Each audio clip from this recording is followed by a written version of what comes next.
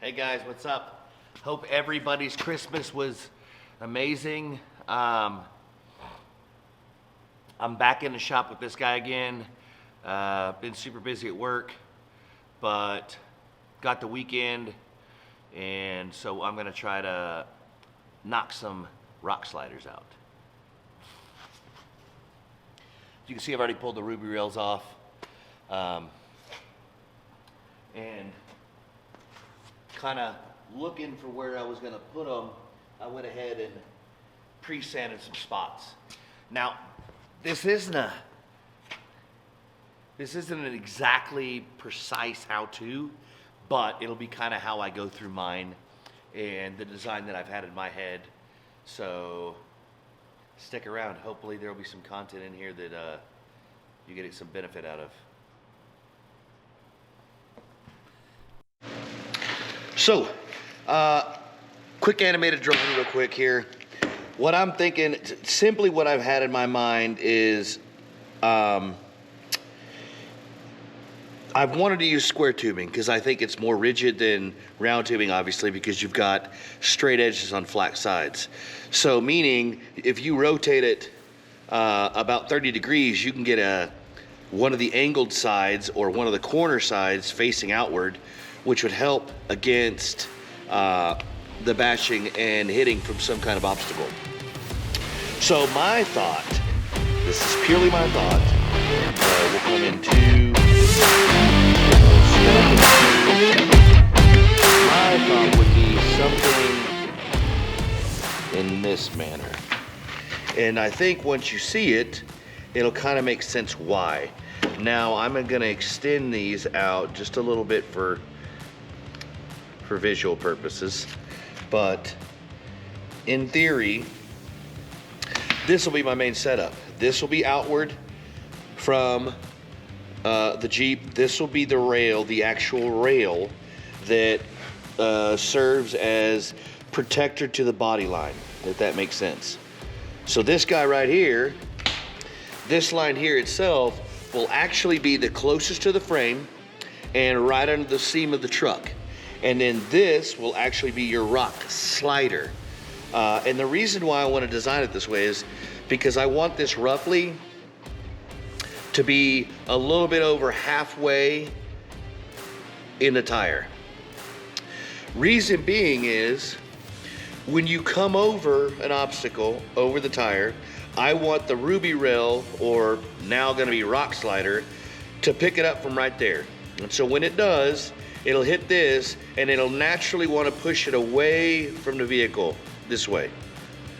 So if it's naturally wanting to push it this way because of the sweeping angle, then hopefully you'll shear the weight and the obstacle away from the vehicle. I've already got one, a nice good crease right below the back rear door from Maris Adventure Park where I didn't have them, and basically what it did is it rode just along the ruby rail because there was no way to force it away.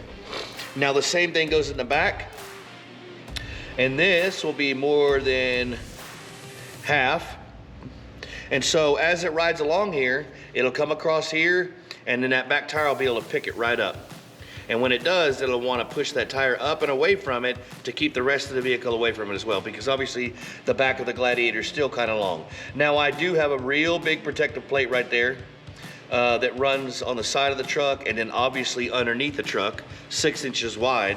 So that'll be fine there as far as bash plate, but we want to push them away. And so this is what I'm going to do.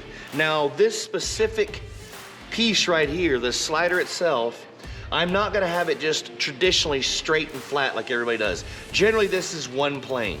From this bar to the outward bars, it's one plane. I don't wanna do that. What I wanna do is from them, the main bar along the frame, I want to come up at about 15 degrees, okay? And that way, not only is it keeping things away from the vehicle, it also has a slight upward angle. So it's naturally gonna wanna push things under the vehicle versus into the vehicle. Does that make sense? If that doesn't make sense, please ask and in the comments, and I'll kind of explain it more. So when you're cutting these, you're gonna have to remember that you're gonna have multiple angles and you're gonna have pitch angle. So this cut right here is gonna be a cut on a standard angle to get it to lay against the other pipe, which in my guesstimation, it's gonna be a 45. And then from then, this is your zero plane right here. This right here is your zero plane, 0 degrees. So from here, then you try to determine what's this angle that you wanna be. I wanna be like 15 to 20 degrees. So that's what I'll set up, 15 to 20 degrees of up angle. And that way, they're not just flat like a step. You could still use them as a step, but this way, like I said, it naturally wants to, as it's going along the obstacle, wants to force it under the vehicle, then into the tire, and then out. And that's what I feel is the most successful type of slider. So from this situation, it's pretty simple. You'll have some legs. I kind of looked at the Gladiator, and it's gonna have 4. This back leg here is gonna be considerably longer than the rest of them. And pretty much, these are all the same. There's about an 1/8 inch increase in angle as it goes back, because the Gladiator body itself is somewhat tapered like this. It's rounded. So if you can see this arc, it's not like a Tacoma rail or a Ranger rail that's almost straight and parallel with the frame itself. The frame legs actually somewhat taper in the front and in the back. So this will be a little longer. These will be roughly the same. Like I said, about an 1/8 inch off. This back here is considerably different. These are around 6 inches long. This is something like 9.5 inches long. So that gives you an understanding of the taper. I'm not gonna fill the taper. What I'm gonna do is I'm going to come in close enough to it so that I can protect the entire vehicle, but still keep my straight edges. Obviously here, you'll need to make plates for the end of these feet. Each one of these feet will have a plate. I'm a weld-on guy, I'm not a bolt-on guy. If you can make something permanent, make it permanent if it needs to be permanent. Something that's gonna support the weight of the vehicle is gonna be a permanent fixture. It's something that I would rather weld on, and if I ever thought to change them, I'd rather have to go through the fight of cutting them off and grinding them off than chasing nuts and bolt demons. That's one of the things that we try to cut down on the trails, because we try to go to the most demanding trails, and washboard roads vibrate the hell out of every bolt you got. So it's just, well, let's see, this is 8, 16, another 6, it's 32 less bolts. Well, not 32, 64 considering the opposite side. 64 less bolts that you have to touch and tighten on your post trail trip maintenance days. So think about that. So you're already touching hundreds of bolts. This makes 64 less bolts you're gonna have to touch. I am gonna weld it on. Anyway, guys, I hope that diagram was good. We'll come in a little closer, see if that works any better for you. You can kind of see how it works right there. Like I said, this is my design. This is kind of what I want to go with it and how I want to do it. I will do some center gussets here, and then probably one here and one here to split this distance.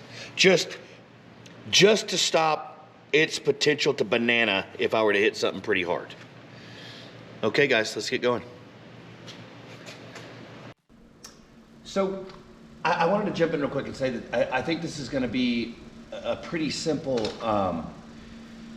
project for like a new welder and a new fabricator to kind of start with, because the platform itself is kind of simple, right? There's some simple measurements to make, there's some simple angle cuts to make, but for the most part, it's pretty laid out simply.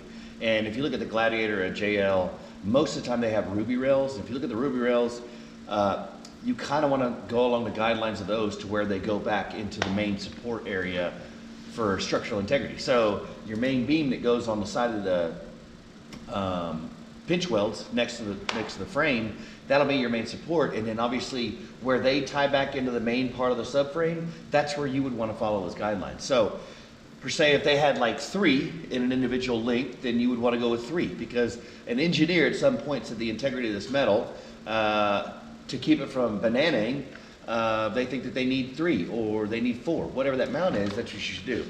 I did want to stress, you know, keep the guidelines kind of the same. You're just evolving the part. You're not really necessarily inventing something brand new, the concept. With that being said, we also have to understand that at the same time, we're upgrading it. So with that being said, keep it simple and just think about the actual finished product in that form.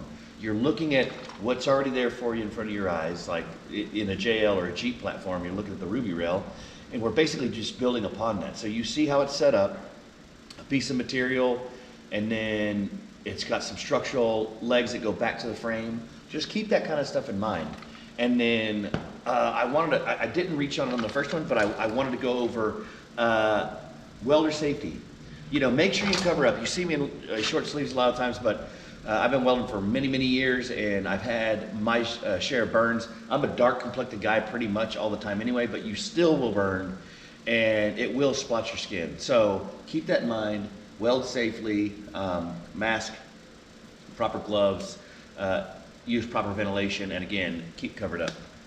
I think that's it for now. We'll go into design next.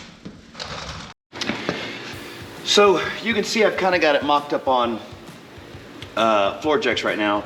And basically what I'm doing is I'm allowing this to just sit right below this body seam, and then that'll allow your frame bars to tie in from your frame to this main structure piece. But what I want you to pay attention to right here is what I've really focused on in this area right here. So when you get this part of it mocked up, I want you to go ahead and put the bar up in place, get it to the level of height that you feel looks good in your opinion, but make sure the bars that go from the main bar, this bar here, back to the frame, clear your body seam. Because if not, you're gonna get it in place and you're gonna go, oh damn, I'm gonna have to cut body seam. Hopefully it's just body seam right here and not any higher, or cut them and remake them. So the next most important part is you wanna cut your wheel and think about full stuff. So right now, yes, you say, oh, I've got clearance, but it's gonna get pushed up. And when it does, it's gonna come back this way some. So you can see that the bottom edge of this bar is the leading edge, right? So as it comes up, it's gonna wanna contact here first. So what I'm gonna do for the most clearance, but still again, protecting the rest of the kick panel and body panel, I'm gonna leave the length as it is, but I'm gonna go ahead and 45 this down and cap it. That way as it comes back, it takes this little lip off, and theoretically that should give you about, you know, another ½ inch of clearance. Because again, you don't wanna come too far back, because you would rather this stop your tire from just caving in your fender than caving in your fender. So keep that in mind, guys.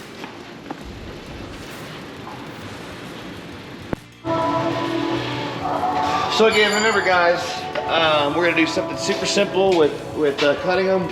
We're gonna use the circular saw. Again, it doesn't take all this amazing tooling to do it.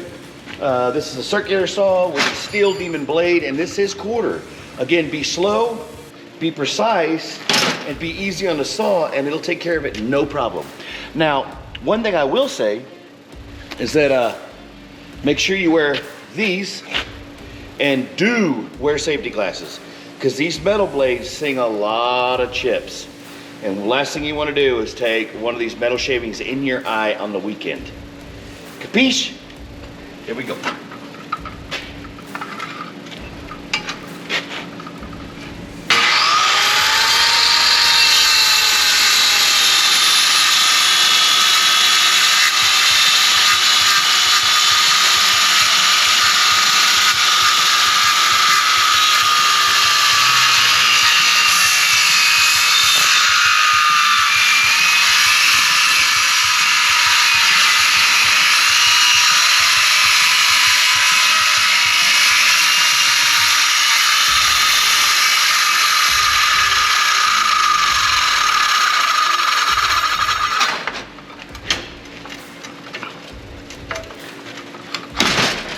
So, pretty simple D. Look at that beautiful cut. And the reason why you make your center cut first is so now I can come across here and just take these right off and they fall. Bloop, bloop, bloop, bloop, bloop. Smarter, not harder, guys. That's what we're working on here.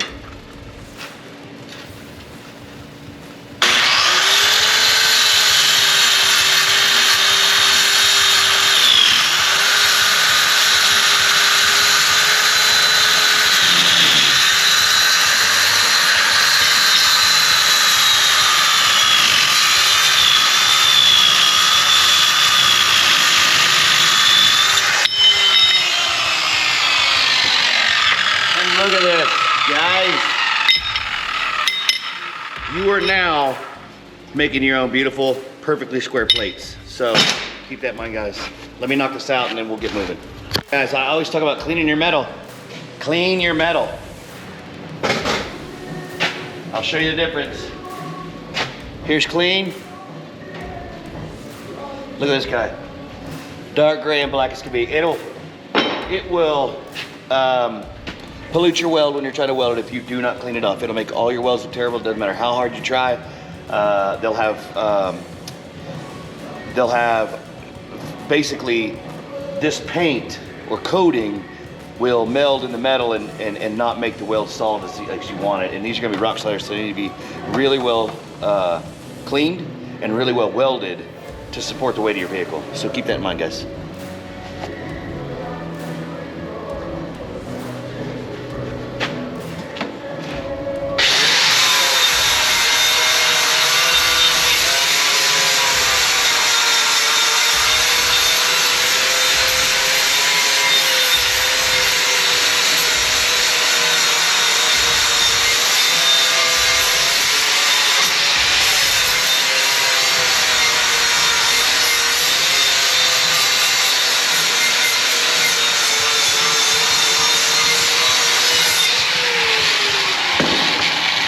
You know, I just thought about something. We're always trying to incorporate our family and what we're doing and building and all that stuff. So when you're learning fabrication, take your kids. If you've got a son or a daughter that likes watching you and watches what you're doing and wants to learn too, listen, the way the world's going, we need more fabricators. Right now, nobody wants to do anything hard. Half the people I see, you know, overlanding, they never even overlanded their whole life. They don't even know what it's to do to work hard, to actually do these types of things with your own hands, right? They act like chopping wood is something new. If you haven't chopped wood in your life, what have you been doing your whole life? So, listen, let's teach them these skills. Let's do it. And teach yourself. And this is some of the things that you can bring them into the garage, and even your wife or your girlfriend say, hey, honey, I need your help. We're gonna be welding rock sliders, and I gotta film, and I gotta do all these other things. Well, will you help me do it? And I'm sure they would love to do it too. So keep that in mind. It could be a family deal. This is not something solitary. We don't need to be stuck in our garages by ourselves and the family doing other things.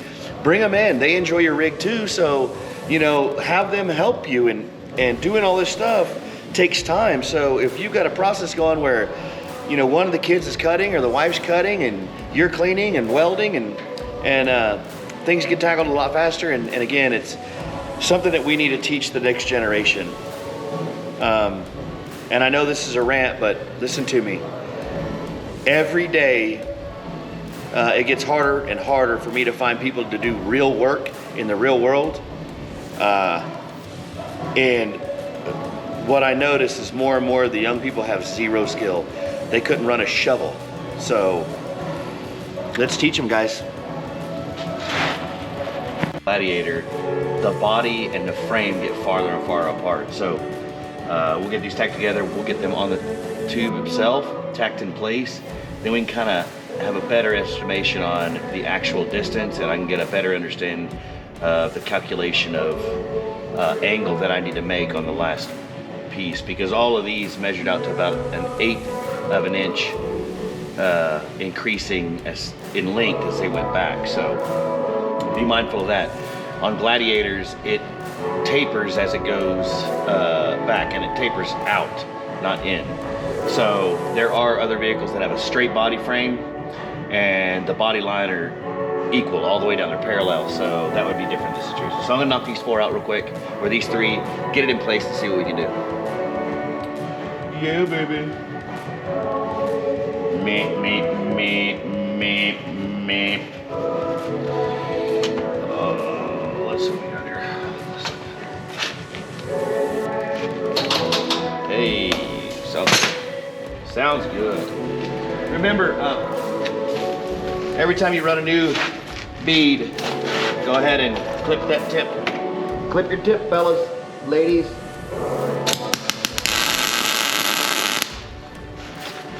Need a little bit better ground than this.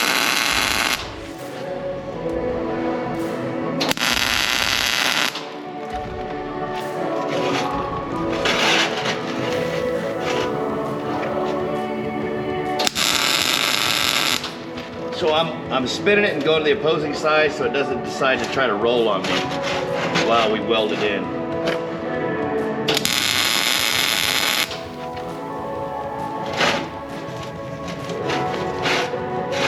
And on this final burn, I'm gonna need to turn up the welder a little bit.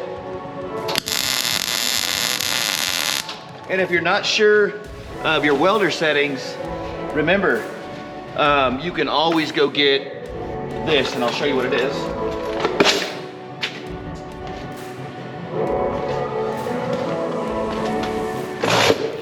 And you'll have to comment below if you guys want me to do a welding setup or how you set your welder up.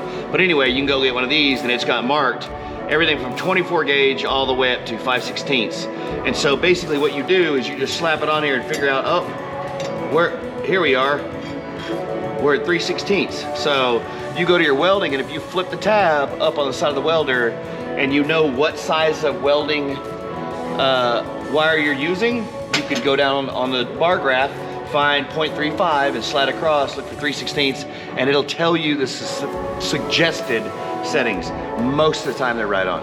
So, stand by, guys. All right, we're there. Let's go ahead and make some passes. Get these heating and get them heated in, and then while they're cooling and I'm not on film, I'll be able to eat my lunch real quick.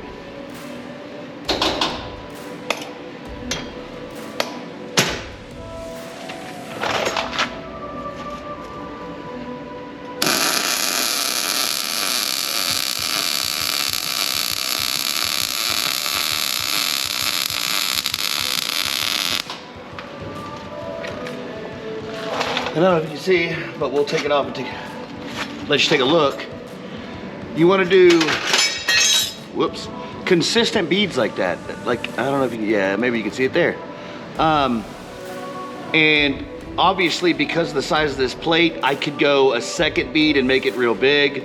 But again, that's why we're going with more base plates and support rods to support the weight. Therefore, you're not having to use 100% 1/4 inch, and you're not having to use dual bead setup. So typically a lot of guys, depending on their theory, is on this weld right here, they would go ahead and seam it around just like this in this size, right? And then they would go to each piece, let them cool, and then go back to the beginning and do a bigger bead on this. I got really good penetration through and through. I don't think it's gonna need it. So, be mindful, guys, and always practice. The settings of your welder are a big deal. Again, if you guys want me to do a welding video setup, tips, tricks, reasons why, let me know in the comments, and maybe we'll set that up. And they're pretty much universal across all welders. And I've even got a little stick welder over there you guys have seen me use before on the drop pitch. So, just let me know.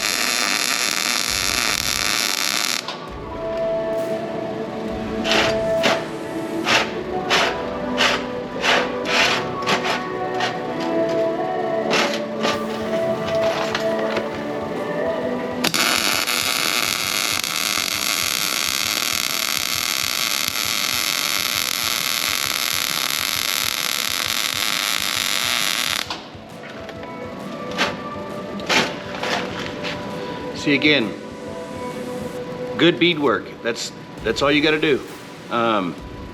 Consistency, slow, get your gun set right, and then you'll roll welds like this all day. Oh, and you're wondering why I'm not grounding it, just so you know, if you look over here, my neutral or my ground is actually on a table, and because this is thin enough material, it conducts real easy through it, so it grounds out really easy, and I'm easy to get a good ground. So you don't actually have to attach it to this, because then you need clamps to hold it down, and they want to fall over and all that stuff. None of that stuff. None of that business. We'll knock them out.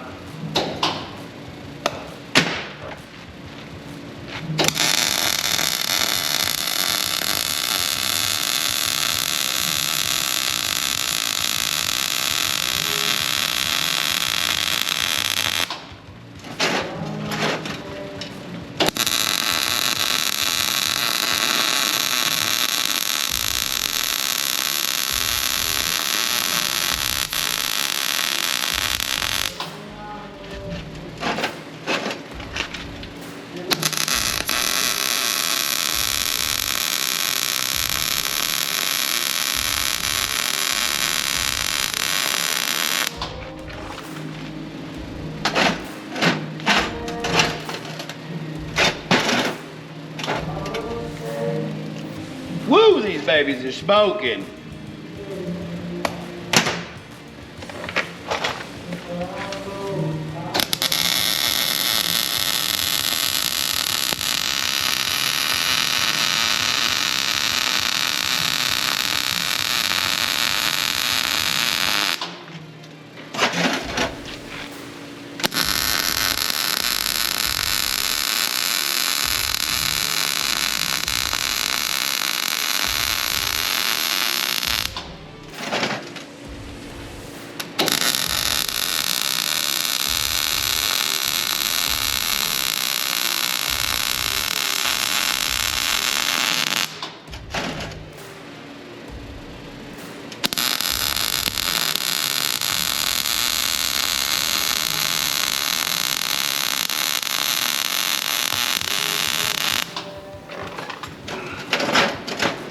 And they're done.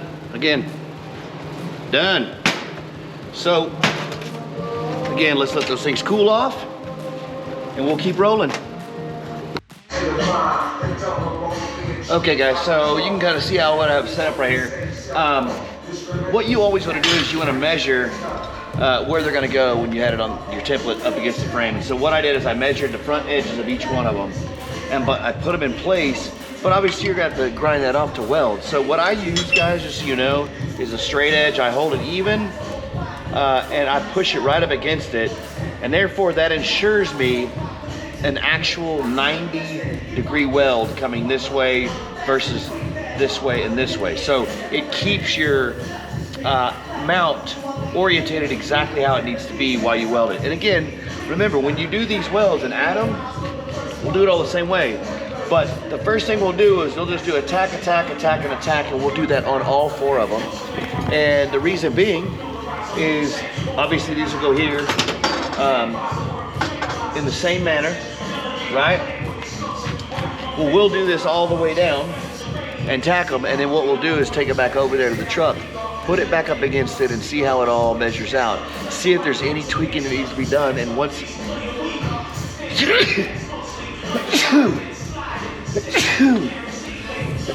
Dude. Oh God, it's the COVID. I'm just kidding. I had COVID. We'll put it up against the frame, and if anything that needs to be manipulated, we'll manipulate it up against the frame on jacks, and then once it's good, we'll heat them all in, and then go ahead and get it back in place. Put a couple tacks on the frame so it'll hold there, and then I can measure the one for the last one. Once we do that, obviously that'll be the attachment to the frame. It'll be your main structural. I'll get these edges right here. I'll get these edges cut off at an angle and capped like I wanted to do the 45s. And then after that, it'll be a matter of... Okay guys, next step. You've got the bar associated where you want it. You've got the gap along the body seam where you want it in reference to where the actual support bar is going to be for the main rock slider. So I've got the links that I want, front tire and back tire. And the neat thing about it is over on the back tire here, you can see I gained some space for up travel, which helps. But at the same time, I still protect a little bit if it decides to come forward any.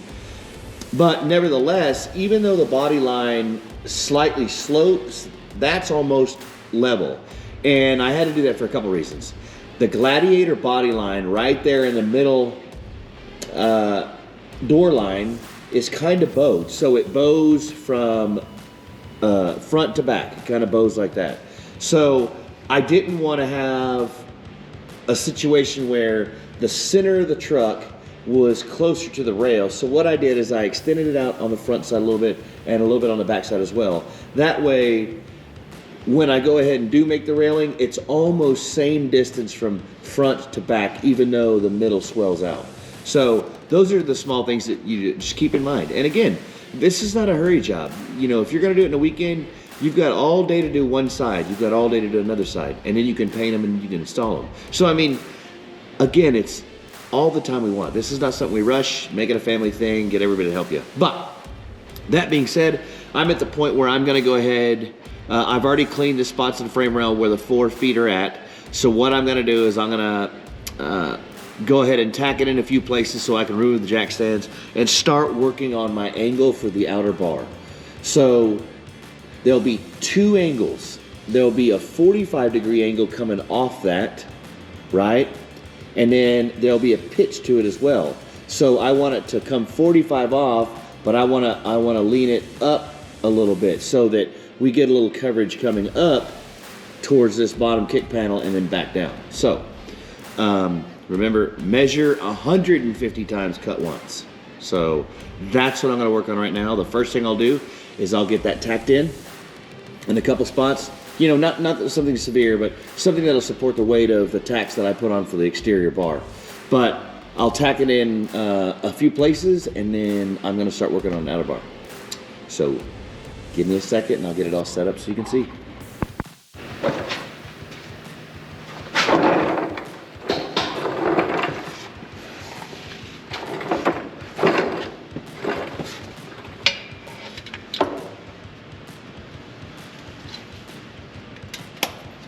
Remember guys, always put your tip.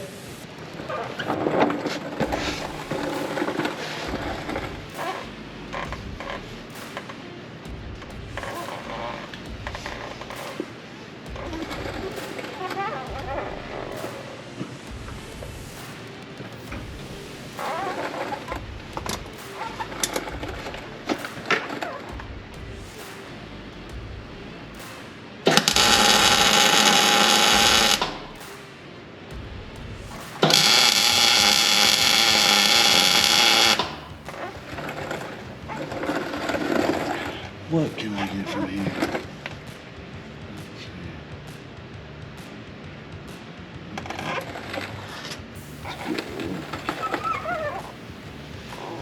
Out and around to the front.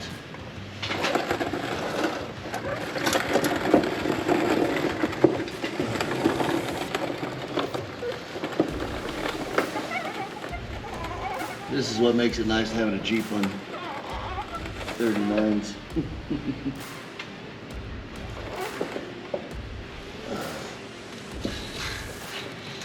Where are you, buddy?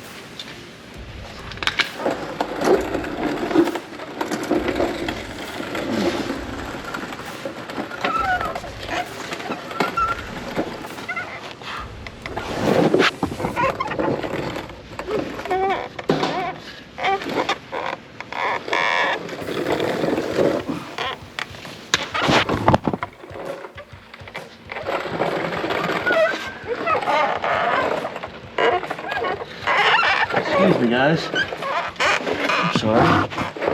I'm gonna knock you over. My big fat head was in the way. How would I have known? So just so you know, even with these tacks, there's some pliability left on here. So it's not like because you tack it on, it's completely attached. It's just, we got some little soft tacks on here that we're gonna use to take up the space for now.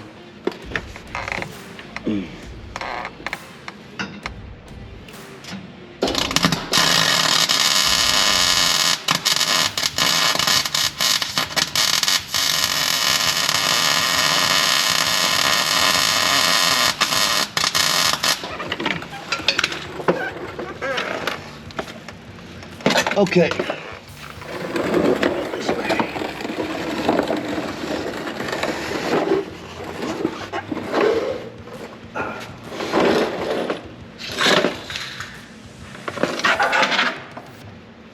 Let me get you. So I think that's gonna work for now. Okay. So what I wanted to talk about real quick is, so I wanted to show you the circular saw and what's going on. So obviously, the orientation is I'm cutting a 45, yes. But at the same time, what I was talking about earlier is your second pitch angle. Here's your second pitch angle. And so not all saws have this, but this has the ability to articulate in I guess it would be 180 degree rotation, 90 degree roughly. I'll repeat myself and correct myself. This one will actually do 45 degrees of transition. So when I'm cutting this 45 gives me the angle that I want to be off the pipe, you know, as moving this way out, right? And then the pitch angle gives me back or forward. And so remember, I want to pitch this thing up. So I'm going to cut it at a 45, but at the same time, I'm going to pitch it back 15 degrees so that when I lay it up against a flat piece of pipe, it takes the cut and turns the pipe 15 degrees upward. I hope that makes sense. If you have any more questions, ask me about that in the comments and I'll get back to you. Okay guys, so the time we've been waiting for, you can see the orientation of the rail and you see there's a slight gap right here. Well, that's due to the fact that, again, remember it's at a 15 degree offset. So the reason why I did that, and maybe you can better understand now, when I push it up here and hold it flush, it brings this rock bar, when I put it in, just a little higher than this. Could I have done more aggressive than probably the 15 inches? I could have laid it back a little farther and gone to 20 and had a dramatic step down. But I think this right here is gonna suit our purposes pretty well. It gives us some good protection, just a little bit higher than this rail itself. And then again, it steps it out just a little farther. So we're gonna go ahead and get this in place and then tack it in, and then you'll see kind of how the bar lays together. All right? All right. So we need a 1/2 inch, guys.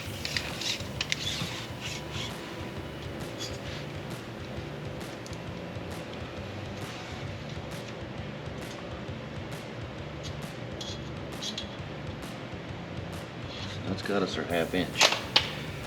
So get in here. And remember, again, we're just tacking this in. We're not doing anything permanent. We want to get it tacked in, and we want to look at everything first.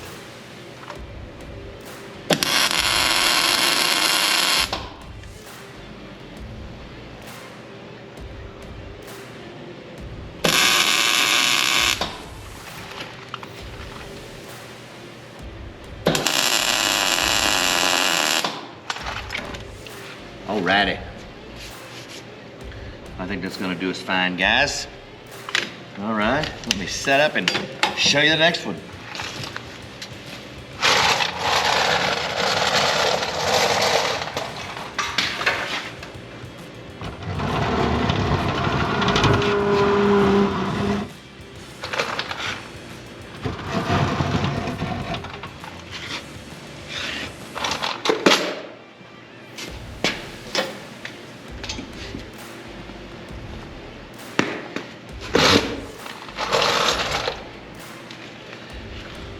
Again, these are some magnets I picked up off of Harbor Freight. They're in bad shape. You can get them at Harbor Freight, you can get them at Amazon. They've been around the shop a long time, but they sure make your life easier. So we'll get that kind of situated and get them in and see if we can't take care of this guy. Move you, Mr. Ground Plant, to the backside.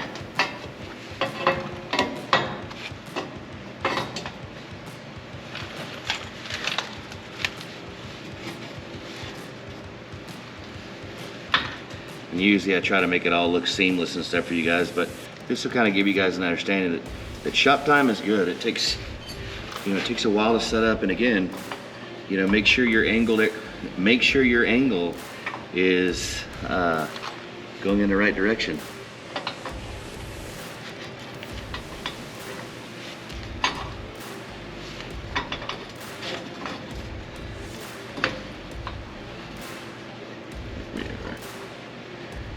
Okay.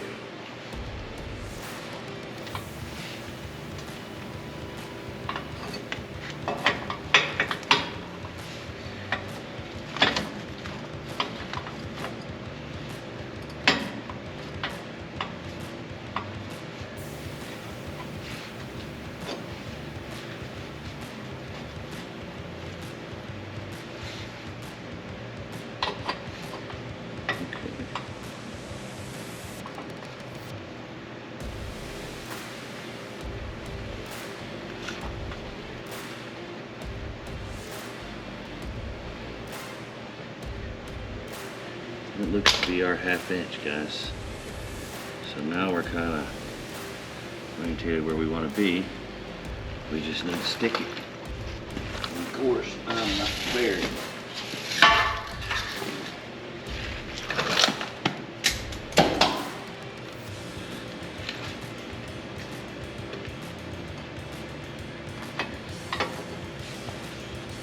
Let's just do it the easy way. All right.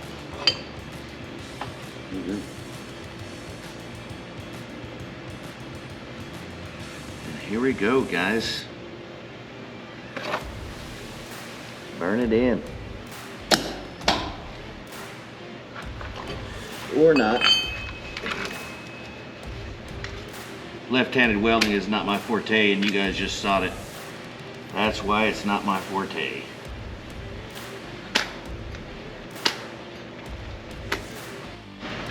Okay guys, I'm back. I had a small hang up and had okay, that looks pretty good. I think that's gonna be us right there, guys. See? That's it right there.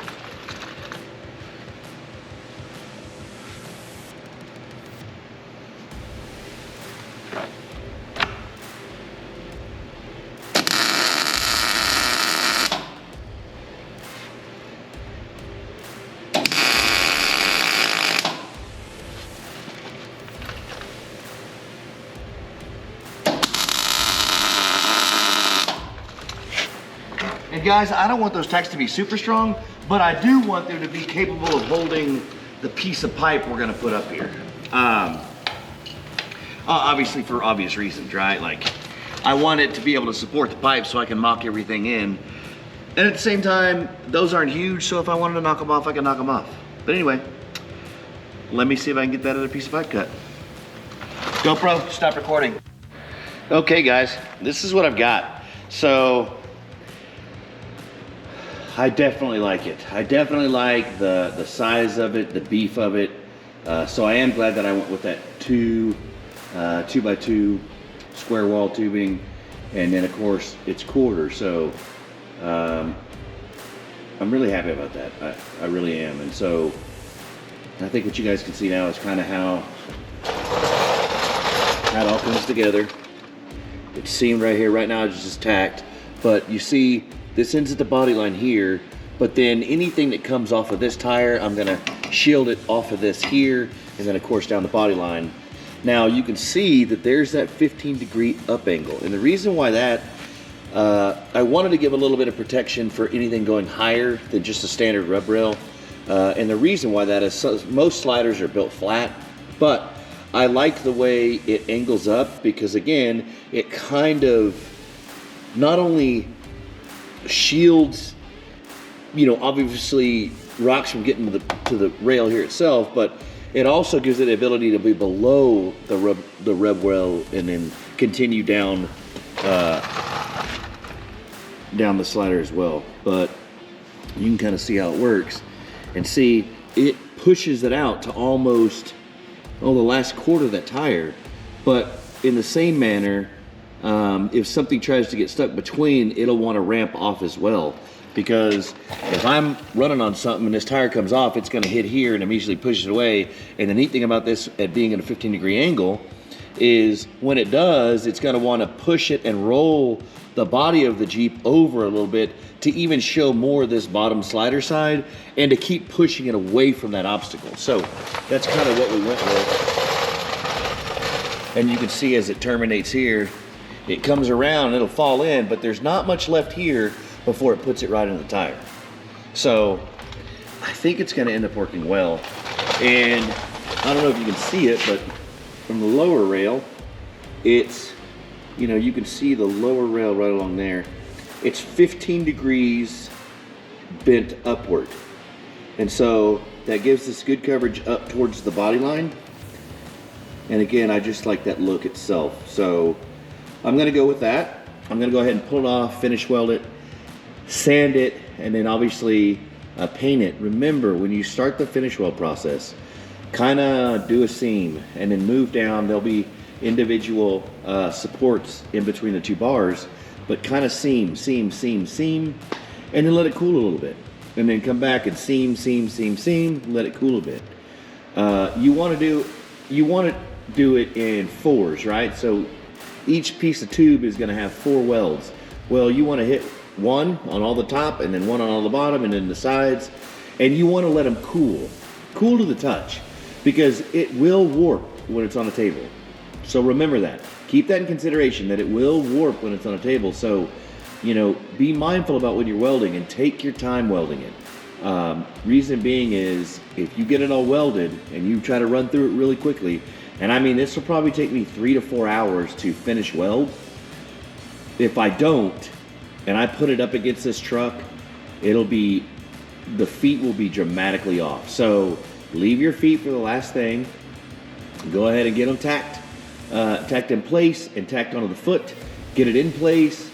And when you get it in place, go ahead and make your tacks around the feet so it sets and aligns against the frame really well. And then once you do that, go ahead and seam in and finish weld your legs to the base plates that go to the frame itself. Now, I won't show you making, I won't show you guys making the second slider for the passenger side, just because it's a simple repeating process over there. But do remember, do not make them exactly the same.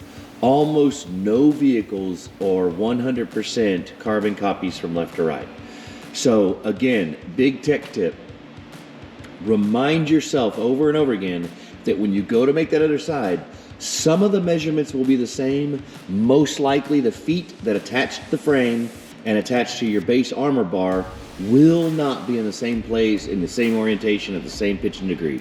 So that's all I got for you. I hope you enjoyed it. If you have any questions, comment, question. I'll fill you guys in with as much as I can and help you along the way. But remember, all these things are things you take your time. Unfortunately, I've only had a few hours each day to work on this thing on Sundays, because 99% of the time I work out of town.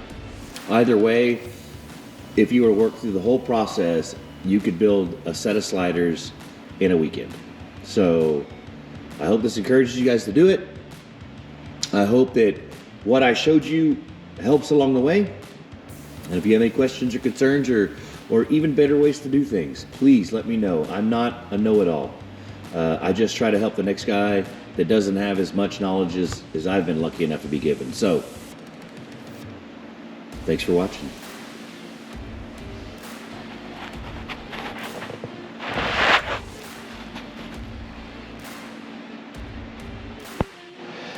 Okay guys, you can see that I'm putting these plates on.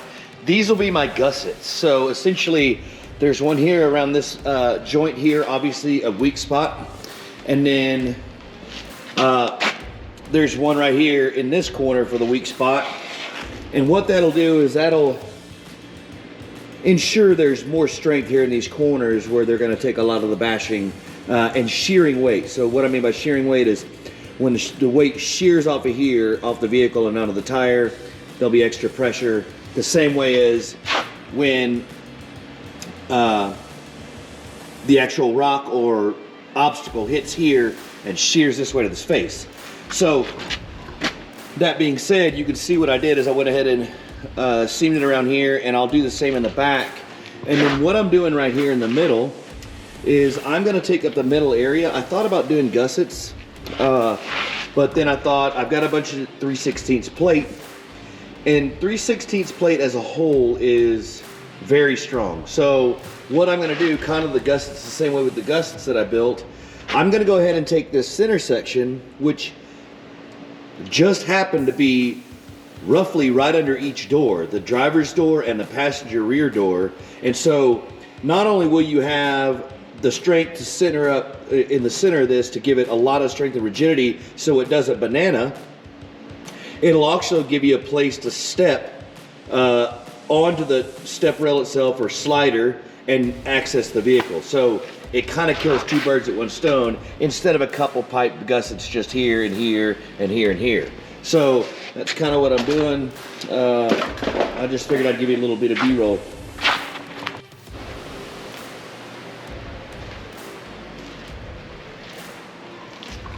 I think it came out great.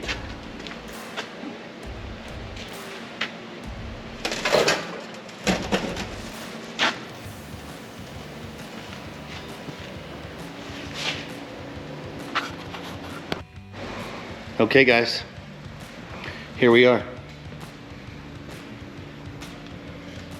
So I'll let you kind of see what it looks like. But now I think it kind of makes sense if you see how it works.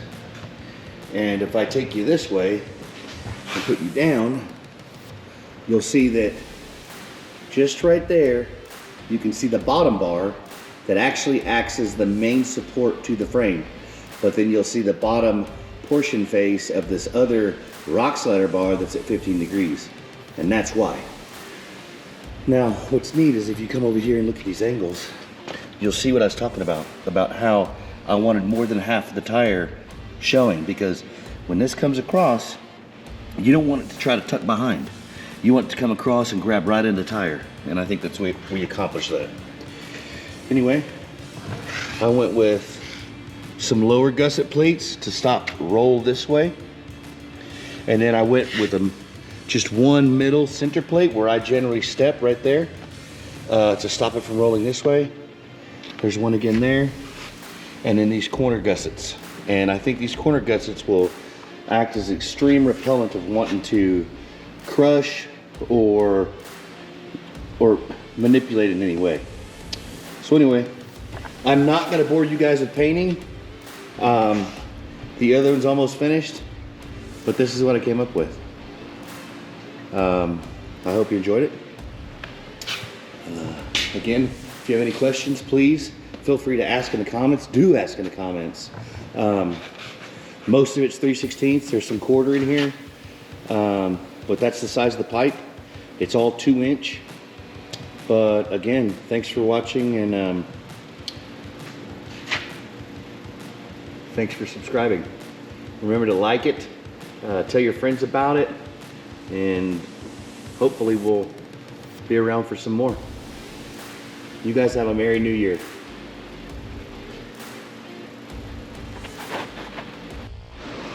Here they are, guys, before I paint.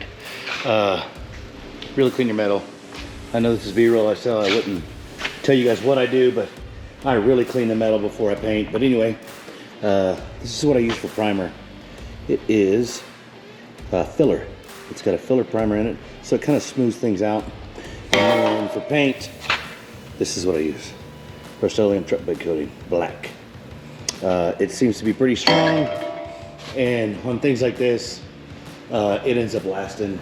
You can see it here on this riser for the tonneau, still good. The bumper, still good. So even the hitch, still good. So that's what I use, guys.